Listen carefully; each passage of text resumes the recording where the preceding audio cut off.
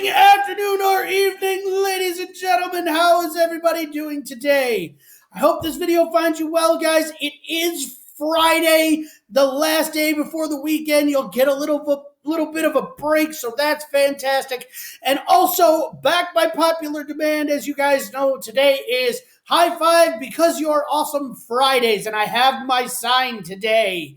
All right, so here we go, guys. Please feel free. There's 1, 2, awesome. I'm feeling all the high fives. This is fantastic. All righty, perfect, awesome. All righty, that's a fantastic way to start off our Friday, ladies and gentlemen. Trying to give you that motivation to finish up so that we can finish up the week and you guys will be all set.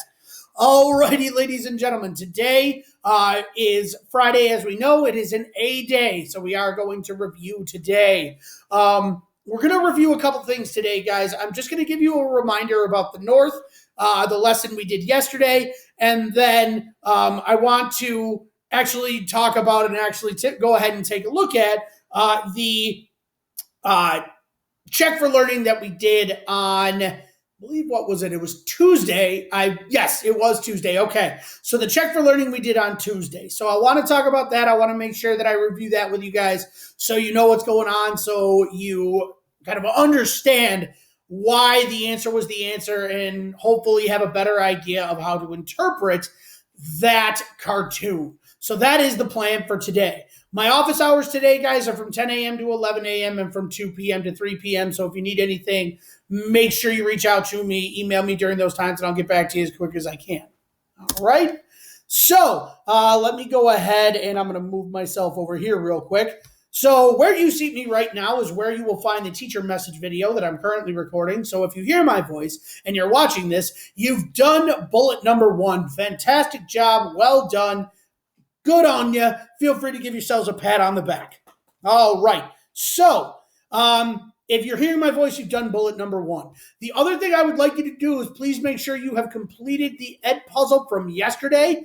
Make sure you've answered the questions, you've watched the video. I will leave it up to you guys whether you want to watch the whole video or whether you want to stop after you finish answering the questions. It's completely up to you what you want to do there. But please make sure you have watched that Ed puzzle video up to the last question at least. Also, please make sure you've completed the check for learning on the slides from yesterday. Remember, you need to be able to complete the slides to have a chance at full credit. Okay? You need to look at the slides and you need to complete the check for learning to have a chance at full credit. Just so you know, just so you remember. One last thing, just to add to that, guys, that workbook assignment that I talked about last review lesson, if you already read it, you don't have to worry about it. If you did not read it on Wednesday, what I would like you to make sure you go ahead and do is read that, check it out, look it over. You don't have to answer any of the questions, but I want you to make sure that you take and read it so that you get some of the other information that wasn't in that Ed puzzle video. I want you to make sure that you get all the information about the North and you really see what the North was doing and what the North was kind of capable of and stuff like that. So please make sure you review that workbook, those workbook sheets. I've posted them on Google Classroom. They were next to those slides. I'll show you that at the end, just so you are aware and so you know where to look. All right. And if you have any questions, please don't hesitate to ask. Please shoot me an email, send me an email, and I will get back to you as quickly as I can. So, and for the purposes of going over this and doing this, I'm going to take and get out of these slides real quick, and I'll leave myself there. So the first thing I'll show you guys real fast is the Technological Revolution packet. This is the one I want you guys to review. This is the one I want you guys to read over and look at. It's posted right with these slides, so you'll have access to it. It's right there. You shouldn't have any issues with finding it. Okay? So the next thing I would like you to do, hold on one second. So the next thing I would like to do is I'd like to take and go over and just show you the check for learning from what was it? Tuesday. There we go. It was the 28th. That's what I was trying to think of, guys. Sorry. So yes, I want to go over the check for learning on the 28th. Now, what I was asking you to do is I was asking you to really kind of interpret what this cartoon meant. So it gave you a description right here up at the top Andrew Jackson is dressed as a king in this cartoon. He has a fur cape, a scepter in his right hand, and a crown on his head. Excuse me, sorry guys. He is holding a scroll that says veto in his left hand and is standing on a ripped copy of the Constitution and the Charter of the Second Bank of the United States. On the outside of the cartoon, it says born to command, had I been consulted, King Andrew I, and of veto memory. So these are a few things that kind of summarize Andrew Jackson's presidency. We didn't get to some of them just for lack of time and the fact that we are doing this remote learning thing and everything else. So I didn't get to all the things that would have applied to that, but I did at least get to one or two of them. So you didn't need to answer anything. That's why I didn't make this a required question, because it wasn't really a question. It was just trying to give you all the information I had. The question was down at the bottom here. It was based on the cartoon and description above. Identify the cartoonist's point of view of Andrew Jackson's presidency. Now, you have to remember, the United States fought a war to get rid of the King of England. They don't want a king ruling over them.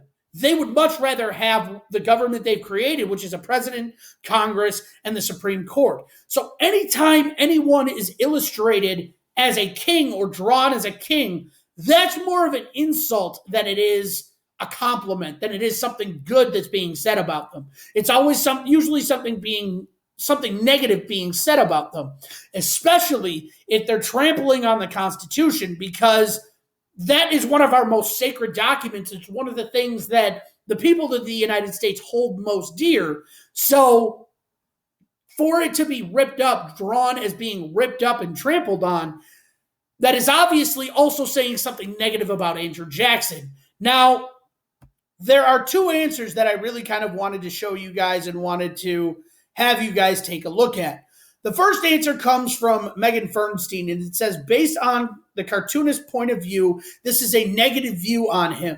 The cartoon is saying that Andrew Jackson was power hungry. In other words, he wanted to be king and overused his power. That's exactly what this cartoon is saying. That is exactly what the cartoonist is trying to get across. So that is a perfect answer. That answer received full credit. And also this one did as well, from Kiki Buria Love. Andrew Jackson was being viewed as a king instead of a president and wanted his rules to be in place instead of those written in the Constitution. That's exactly what he wanted. That's exactly what he was going for. He didn't want to follow the Constitution, and we know this from the Indian Removal Act and the fact that he completely ignored the Supreme Court, which is something a president or Congress are not supposed to do. So those were two perfect answers, guys. I did leave comments for you. I hope you were able to see them and check them out.